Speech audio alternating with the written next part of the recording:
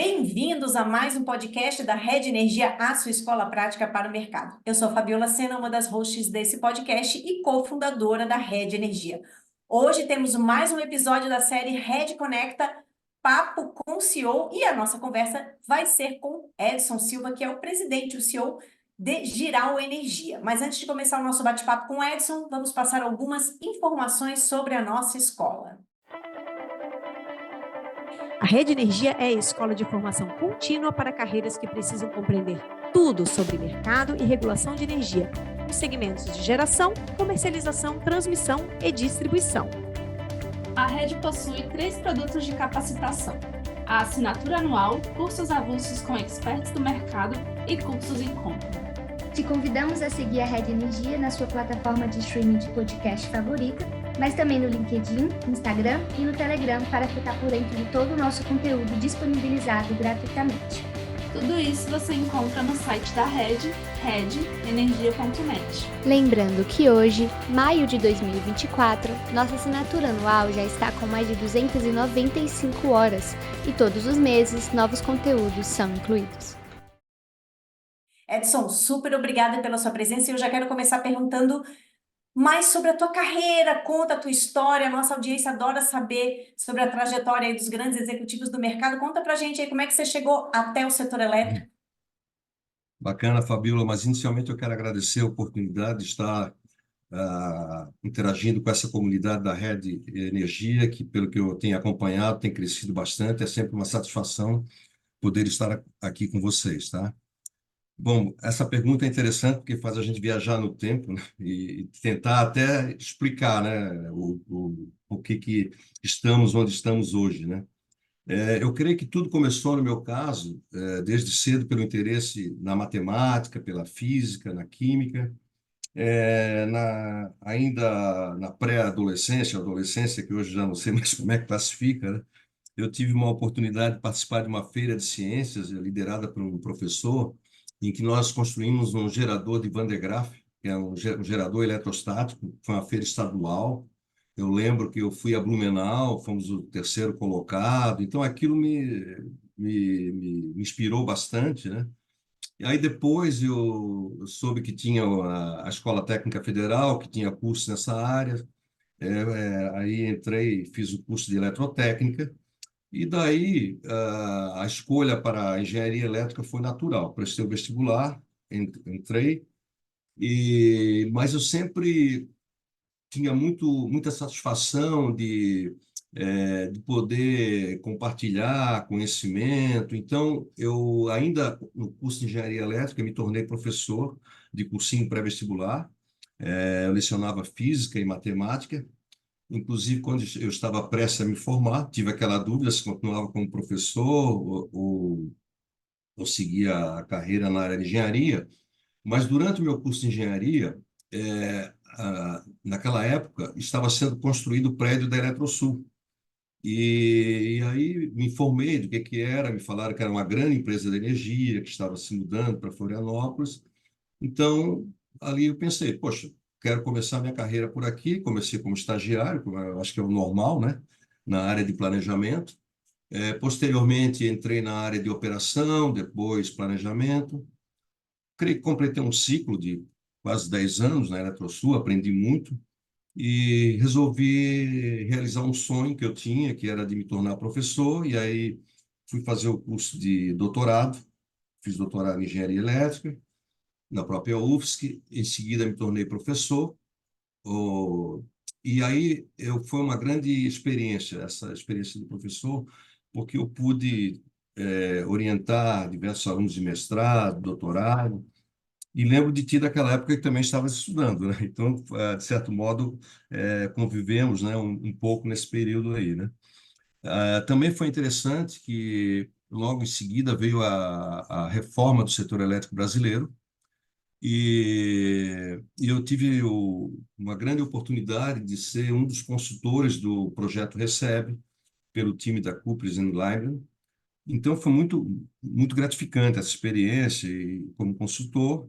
Também tive outras experiências com a ANEEL, o Ministério, o ONS, e até que depois desse processo inicial de reforma do setor, teve privatização de algumas empresas, e uma delas foi aqui a Gerasul, né, que no fundo nasceu da própria Eletrosul. Eu, em 2000, fui convidado para me juntar ao time da Gerasul, e foi um projeto maravilhoso, porque era uma empresa que tinha deixado de ser estatal e se tornar privada, então tinha tudo por fazer, né? Tivemos a oportunidade também de trabalhar juntos, né, nesse projeto, e tudo acontecendo, muito dinâmico, assim, é muito inspirador, muitos desafios. Assim, foi uma experiência muito marcante, e, e de lá ocupei várias posições, como gerente, diretor, mas sempre com escopos diferentes. E mais recentemente tive o convite para assumir Giral. Este ano, em outubro, eu completo 5 anos, e tem sido também uma experiência maravilhosa, né, de poder ajudar a transformar essa empresa. Eu posso, assim, até resumir, Fabiola, que o pessoal da minha geração, que normalmente se formava em engenharia, né, eu não segui o padrão normal, né, que o padrão normal era mais assim, a pessoa se formava, tinha buscava uma posição no mercado e com uma certa estabilidade. Eu acabei trocando, experimentando, né? E isso para mim foi muito realizador. E aqui estamos. Muito legal, Edson, essa teu volta no tempo aí, foi bacana que eu comecei, eu até abri aqui a minha dissertação, você foi da minha banca de dissertação de 97, então façam as contas aí, mas a gente já se conhece há muito tempo, né? O Edson foi meu professor no mestrado, então acho que já são mais de 30 anos que a gente trabalhou juntos aí de alguma forma, né, Edson? Muito legal e de fato vivemos muita coisa nesse setor e a Legal. tua carreira é muito rica, né? E muito bacana. Agora eu queria tentar resgatar aí de todas essas suas experiências como professor em várias empresas diferentes, né? Em várias atividades diferentes nas empresas. De tudo isso que você viveu, tem alguma habilidade ou um conjunto de habilidades, alguma coisa que você viveu e desenvolveu ao longo desses anos que você considera realmente ter sido importante, chave para você se tornar o CEO de Giral? Fabiola, muito interessante essa pergunta, porque no momento que você está desempenhando, né, uma determinada função, em geral, eu pelo menos não reparava que tinha essa condição, não tinha aquela outra, mas com o passar do tempo, você, quando olha para trás, faz uma análise e vê que algumas coisas fazem a diferença, tá? Eu não sei se isso acontece com todo mundo, mas comigo é assim, tá? Antes de falar de habilidade, eu acho que eu sempre tive comigo, né, um sentimento assim de inconformismo com coisas que eu vejo que podem ser feitas de uma forma diferente, mas é um inconformismo positivo, não é um inconformismo de reclamar ou simplesmente deixar a coisa do jeito que está. Diante de uma situação que eu vejo que pode ser melhorada, eu sempre procuro ajudar a transformar. E eu creio que isso foi uma habilidade que eu adquiri justamente quando eu era professor e orientador de mestrado, doutorado, porque você recebe um aluno, muitas vezes, a maior parte deles recém-formado, que sabe muito pouco sobre como que vai evoluir dali para frente. Então, você é que tem que ter a capacidade de identificar quais são as virtudes deles, quais são as fraquezas, e desenvolver, porque qualquer transformação você sempre vai fazer com as pessoas, você não faz transformação sozinho. Então, quando eu olho para trás, na época eu só queria era ajudar as pessoas, tá? Mas hoje eu vejo que isso foi muito, tem sido muito importante, né? Agora, como habilidade, eu diria, primeiro, ouvir muito, escutativa, observar muito, saber que existem pontos de vista diferentes, procuro ser econômico ao falar, né? E privilegio mais a ação, né? E eu privilegio ação, foco, para perseguir uma estratégia que eu acredito, tá? Então, isso para mim é muito importante. Na base de tudo, eu também acho que o trabalho em equipe, conforme eu falei, porque você sozinho não consegue transformar. E eu acho que um grande exemplo disso, também olhando para trás, né, é a própria situação de Giral. Eu cheguei em Giral sem levar uma pessoa comigo. Eu recebi um time, observei, vi como que as pessoas se comportavam, e descobri pessoas maravilhosas nesse processo, pessoas que estão comigo até hoje, pessoas que foram promovidas, e sem levar ninguém, mas justamente fazendo um trabalho em equipe e promovendo um ambiente de credibilidade e para que as pessoas estejam alinhadas. Eu acho que, basicamente, é isso que eu vejo como os principais atributos de um CEO, para ser um CEO, né? Principalmente nos dias de hoje, que é um mundo tão complexo, as pessoas têm necessidades muito distintas, muitas oportunidades.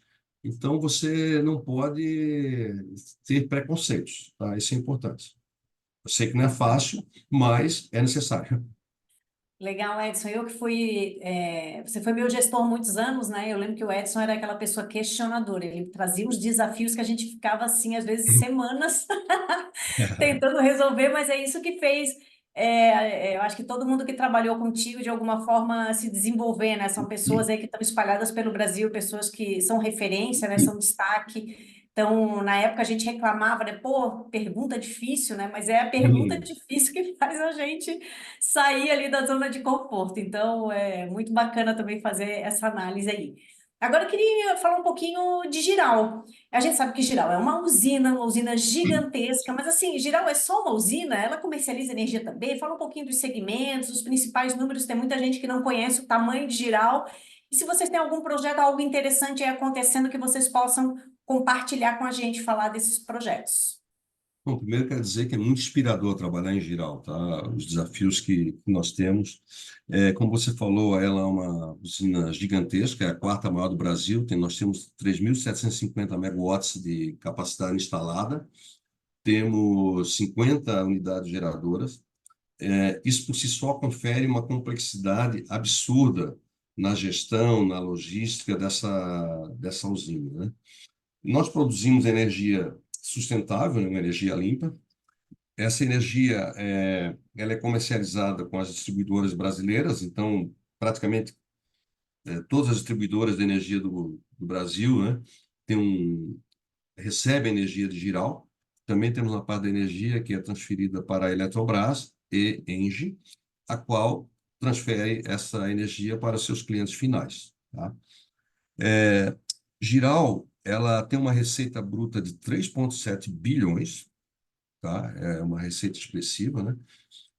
Mas mesmo tendo essa receita, o que nos dá muito orgulho nesse momento é que, pela primeira vez, ao completar 10 anos de operação, essa usina registrou lucro. Ela vinha tendo muitas dificuldades, né? Então, graças a um trabalho de gestão e algumas conquistas regulatórias, nós registramos lucro, um lucro de 44 milhões, pequeno, mas ele acrescenta daqui para frente de forma sustentada. Giral, nós temos, acho que, conforme eu falei, pelo tamanho dela, ela requer uma força de trabalho bastante expressiva. Nós temos 292 colaboradores próprios e chega a mais 800, 900 de terceiros, dependendo da época do ano, principalmente por conta de nossas manutenções. Então, a gente lida com algo em torno de 1.100 pessoas diretamente, ou seja, 1.100 famílias. Então, nós também temos uma responsabilidade muito grande com essa comunidade, tá? Também eu gostaria de registrar que, em geral, nós temos feito um esforço para aumentar a participação feminina. Nós temos hoje, desses 292 colaboradores, 23% são mulheres. Também quero aqui registrar que temos priorizado a diversidade em nossos programas de estágio, trainees, melhor dizendo, né? E mais recentemente processamos um programa dessa natureza e selecionamos 5 mulheres que vão, a partir do próximo mês, estar conosco, né? Fazendo o seu programa de desenvolvimento como trainee. Também, um número assim, que para nós foi uma grande conquista, né? Impressionante, foi pela primeira vez nós batemos recorde de disponibilidade no ano passado, chegamos a 99,97%, de acordo com as regras de apuração do ONS. Então, isso é uma disponibilidade altíssima, tá? Mas essa disponibilidade ela vem graças a um esforço de estruturas, de melhorias de estruturas que implementamos na usina, um sistema chamado logboom, porque é um sistema que ele desvia os troncos, né? O nome do rio não é Madeira à toa, né? Porque carrega muito tronco. Então, é uma operação que tem sido feita de forma eficiente. Nós reduzimos o consumo interno da usina em 25%, é muita coisa, porque tudo em geral é muito grande. Então, conforme eu falei, temos que ter um time engajado e alinhado para promover todas essas melhorias, né? Então, o nosso foco tem sido basicamente melhoria da performance, e essa melhoria da performance, conforme eu falei, passa pela performance operacional, pela gestão do portfólio, que é de compra de energia para fazer um hedge, proteger a empresa por conta do tão famoso GSF. Nós temos uma gestão do contencioso, que para nós é muito importante, e muito importante, quer dizer, tudo é importante, né? Mas assim, a disciplina financeira para que a gente possa entregar aos acionistas o resultado que é desejado por eles, né? E, claro, respeitando todos os nossos compromissos socioambientais na região. Muito legal, Edson. Você já deu algumas pistas aí de uma pergunta que eu vou fazer mais para frente. Você falou que vocês precisam de advogados, precisam também de pessoas aí em todos esses segmentos, manutenção, gestão financeira, essa gestão operacional, toda a parte que a gente chama de middle office, né, para fazer aí o controle do portfólio. Então, depois eu vou explorar um pouquinho mais, mas agora eu queria ver com você em relação assim aos próximos 5 anos. O que vocês têm agora como você falou, né? Primeira vez que vocês tiveram lucro, o que vocês enxergam de desafios aí para esses próximos 5 anos enquanto Giral? Eu vou responder essa pergunta no contexto do setor elétrico, né? Porque Giral mas é uma SPE, ela é uma empresa que ela não foi criada para crescer, o braço de crescimento dela é por meio de seus sócios, tá? Então, nós temos aqui que perseguir a nossa melhoria da performance. Temos, sim, um grande desafio e temos trabalhado duramente, tá? Que é alterar a forma de operar da usina, o que a gente chama de operação em cota 90, ou seja, operar a usina no nível fixo de água, em 90 metros. Isso confere um ganho adicional na produção de energia de mais de 300 megawatts médios ano, ou seja, a gente estaria ganhando uma nova usina. É um processo complexo que envolve a negociação entre Brasil e Bolívia. É um processo que está em andamento. Estamos bastante otimistas que vamos conseguir isso.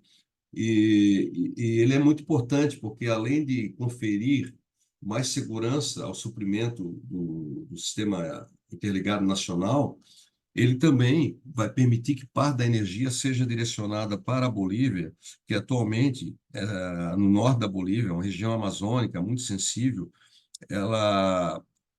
o suprimento é feito a diesel, cerca de 60 milhões de litros de diesel por ano, e tem uma logística super complexa. Então, a gente está perseguindo isso assim, mais de perto para a Giral. Sobre o setor, assim, a gente tem acompanhado, participado de muitas discussões, né? Mas é importante primeiro registrar que o desenho de mercado que nós temos aqui é um desenho que foi concebido no fim dos anos 90, no governo Fernando Henrique. Ele passou por algumas alterações. É um desenho que sempre privilegiou a contratação de longo prazo, mas muito centrado em uma dominância das hidrelétricas, complementadas pelas termoelétricas. Porém, a partir de 2007, o setor passou a experimentar uma nova realidade com o crescimento das fontes eólicas, no primeiro momento, depois da solar, e mais recentemente, a micro GD, que é um boom, tá? Então, tudo isso tem trazido, e com certeza vai trazer muitos desafios ainda para a operação do sistema, notadamente pela necessidade crescente de flexibilidade e para mitigar o risco das fontes intermitentes.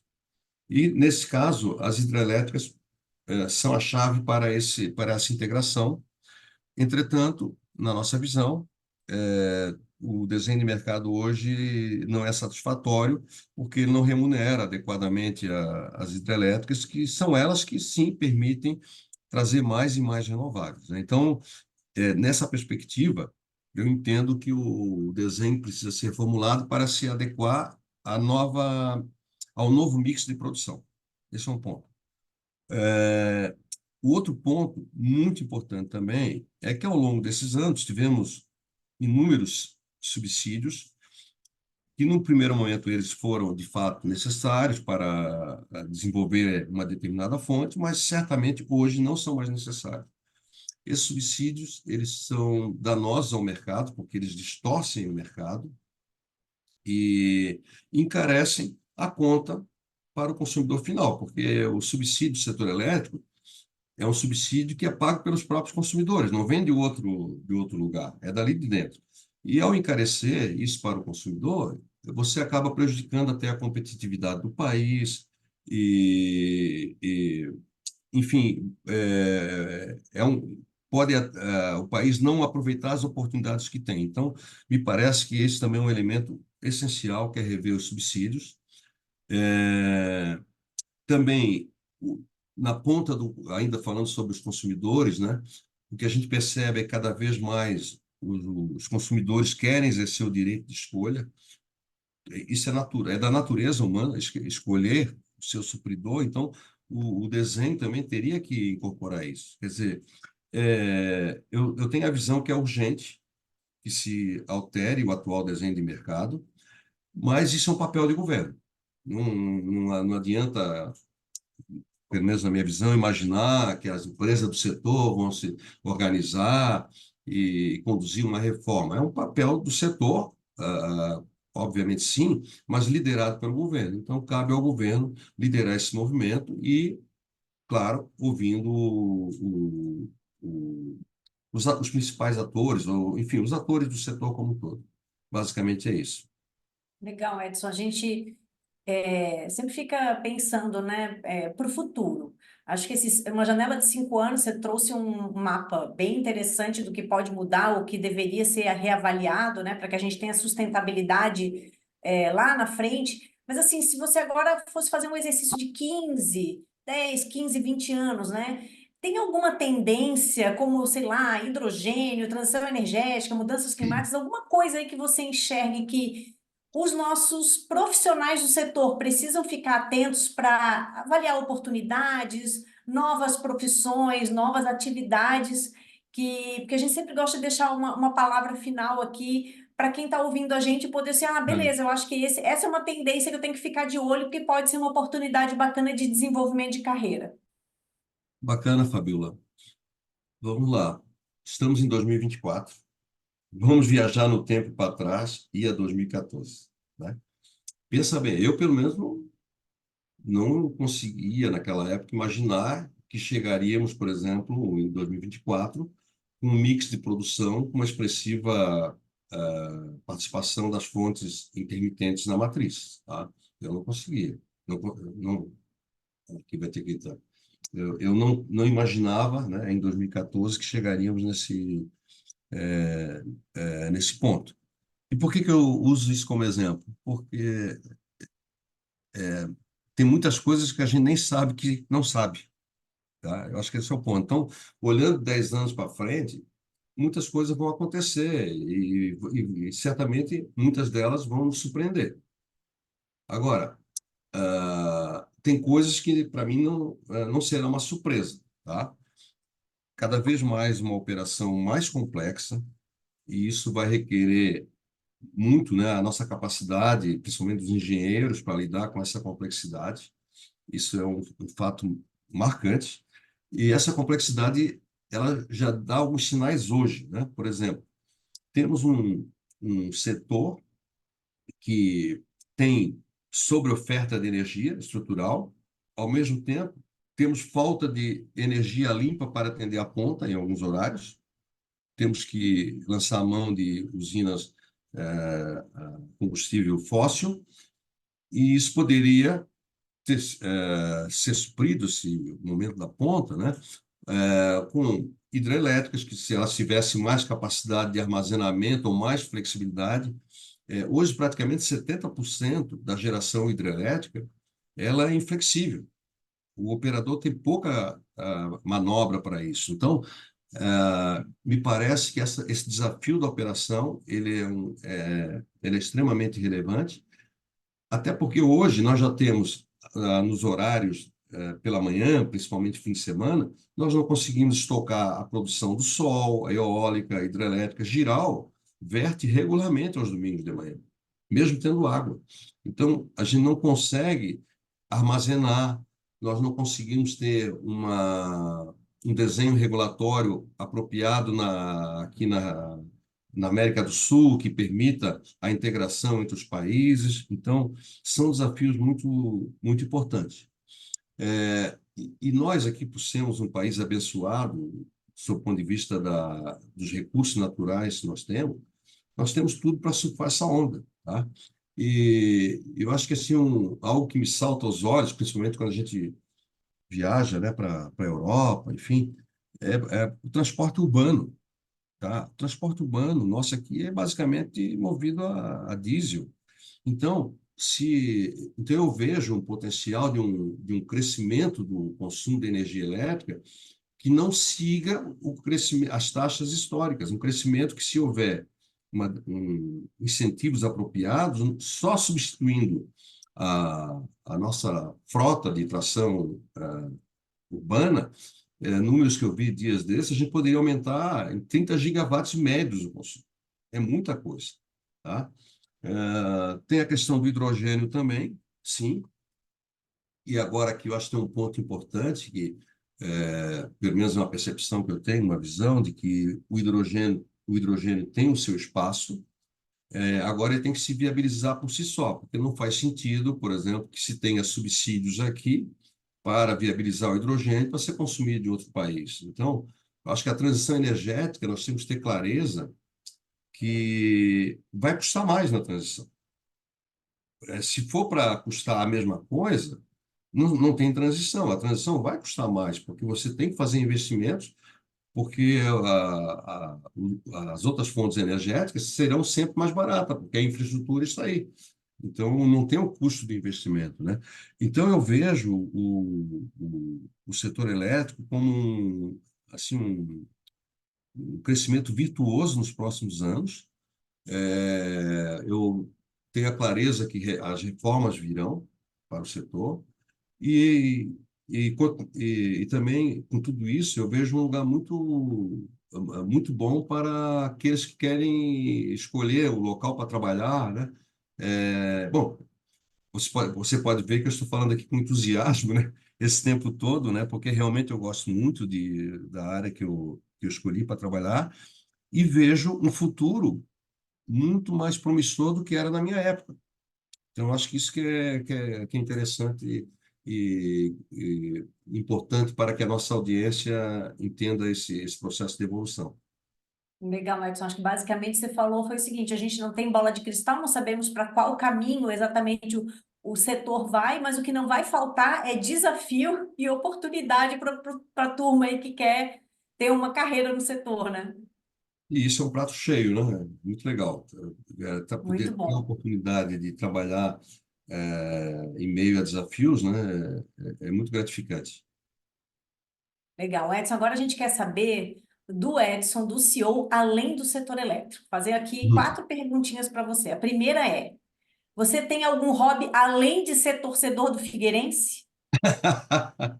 Eu achava que era segredo, porque normalmente eu vou lá e eu não tenho te visto, né? Mas deve ter Nunca muito vai me ver, convite. porque eu sou havaiana. Tá certo.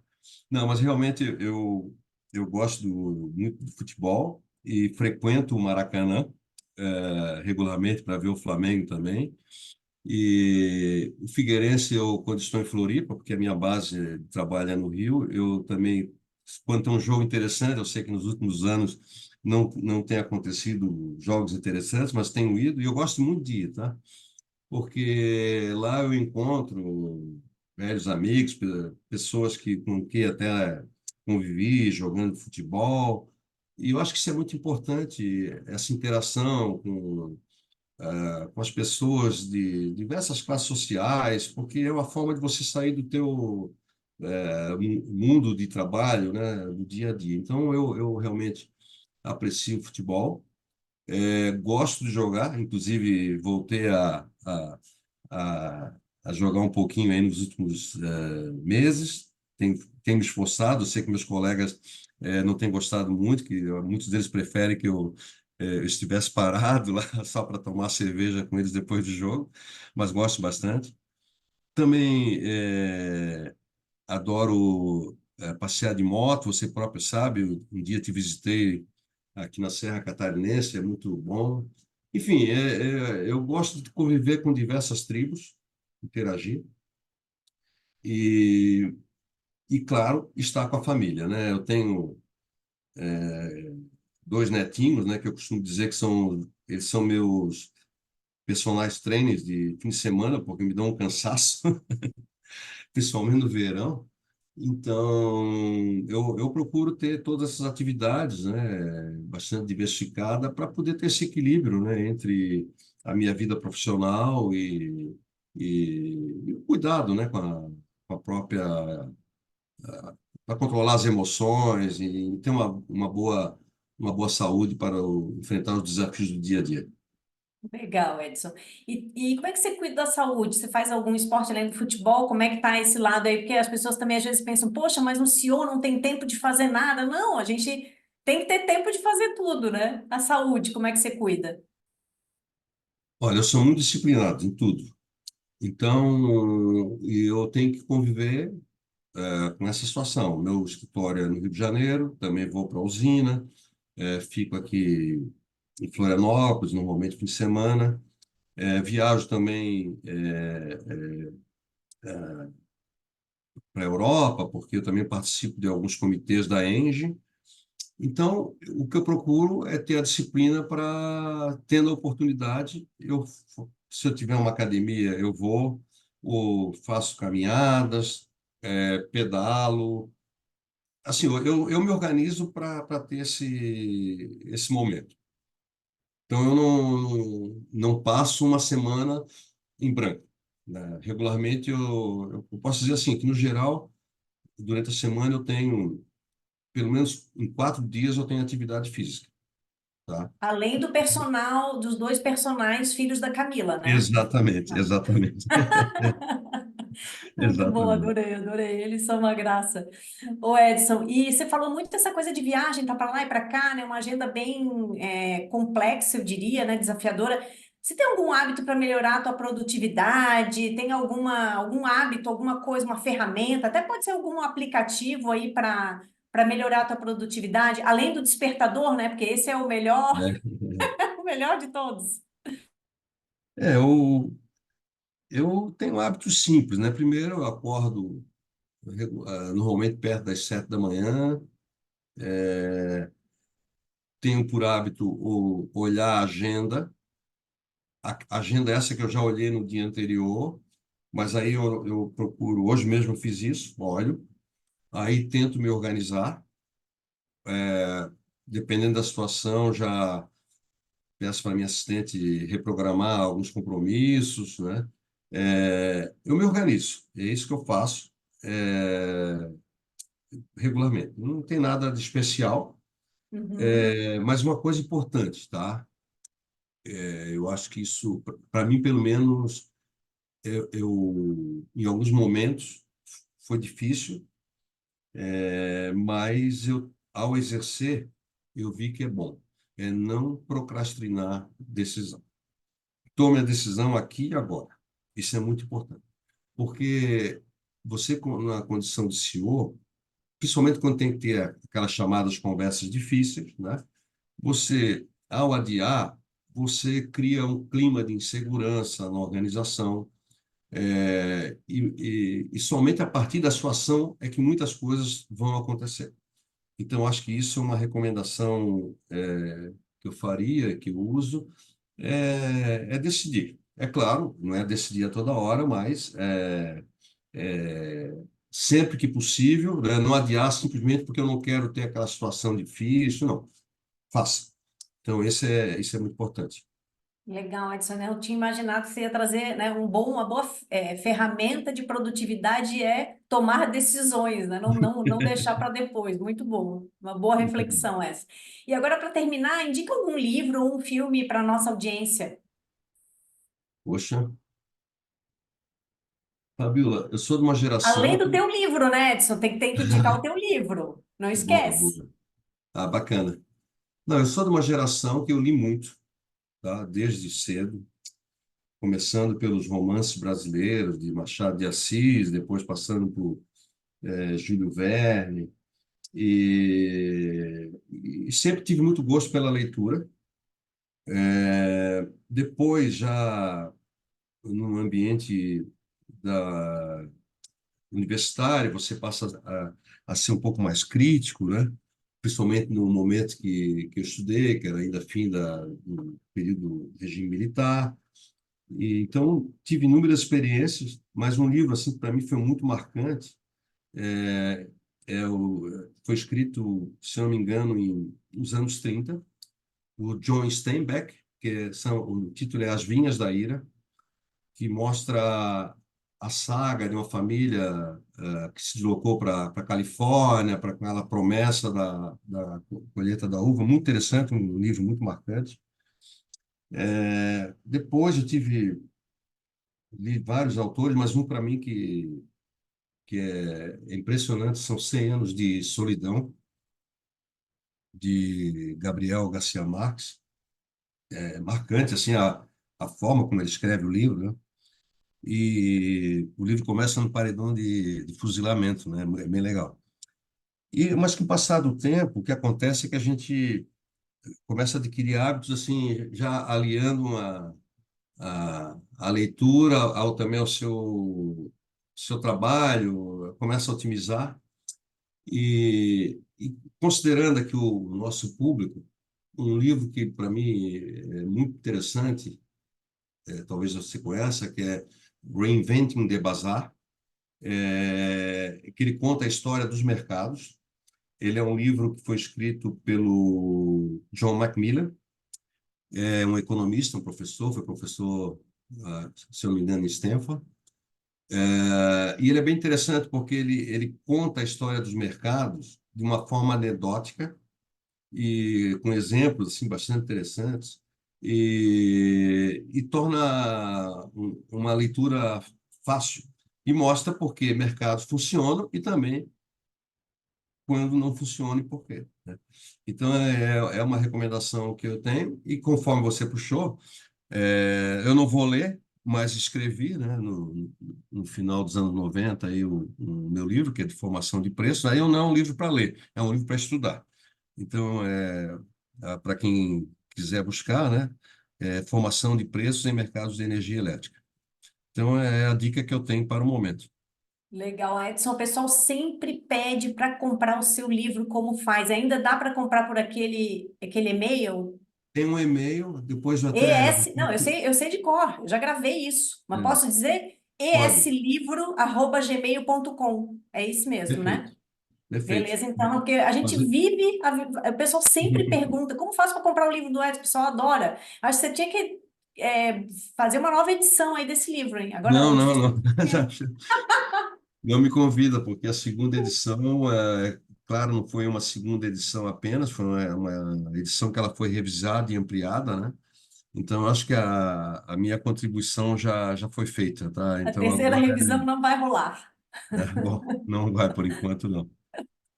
Ô Edson, nosso bate-papo chegou ao fim. Queria te agradecer demais a presença. Volte sempre que você quiser. Quem tiver interesse, o Edson tem um outro podcast que a gente gravou com o Edson justamente sobre o livro dele. Então, só vocês procurarem aqui, livro Edson, Rede Energia, você vai achar esse podcast, é bem legal. E queria deixar esse espaço para você deixar um recado final para os nossos ouvintes. Ah, legal.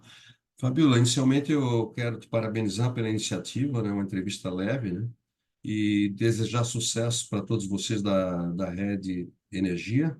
Eu acho muito legal esse trabalho, que você tem um propósito de disseminar o conhecimento de uma forma leve. Muitas pessoas, né, querem ter acesso a esse conteúdo, eu acho que vocês fazem isso muito bem. A própria Giral, né, faz parte dessa plataforma juntamente com vocês e eu acompanho isso.